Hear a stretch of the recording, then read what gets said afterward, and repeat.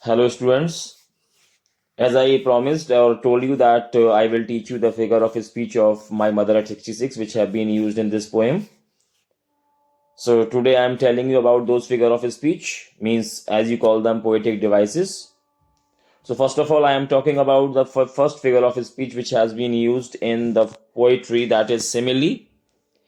At two places it has been used, that you can see the line, face ashen like that of a corpse, and second line, wan pale as a late winter's moon. In these two lines, one figure of speech has been used, and that is in second figure of speech which has been used, that is imagery and symbolism.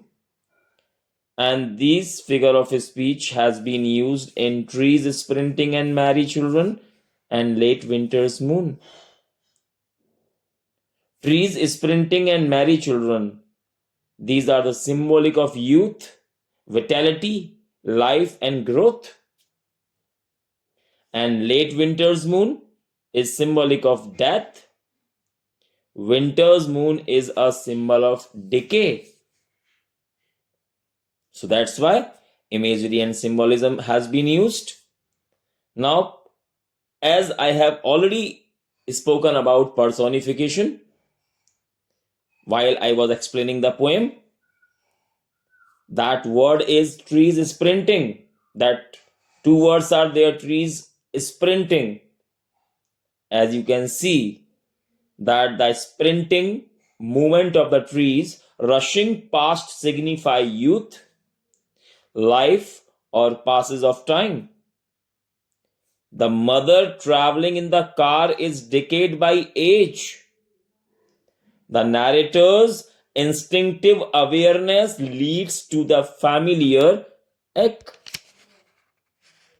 Next figure of speech is repetition.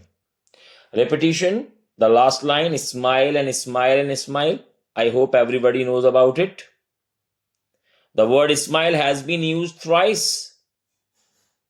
The poet emphasizes the fact that she made a desperate effort to cover up her pain, anxiety of her mother's impending death by smiling while bidding her a cheerful goodbye. Next figure of speech, which is metaphor, has been used in merry children spilling out of their homes, which is showing energy of children, which is compared to a glass full of liquid. And next figure of speech which has been used, alliteration. All I did was smile, smile, and smile, but all I said was see you soon. In these two lines, you can see the repetition of consonant sound.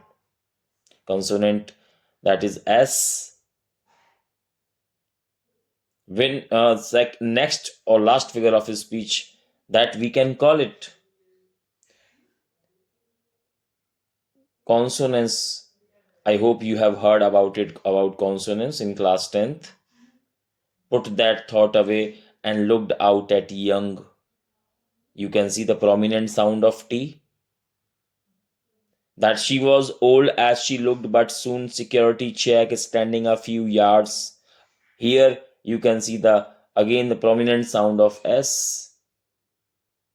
So wherever you feel the sound of consonant, that is known as consonance. And I hope you have heard about assonance also. This figure of speech also can be observed in the line home to Cochin last Friday morning.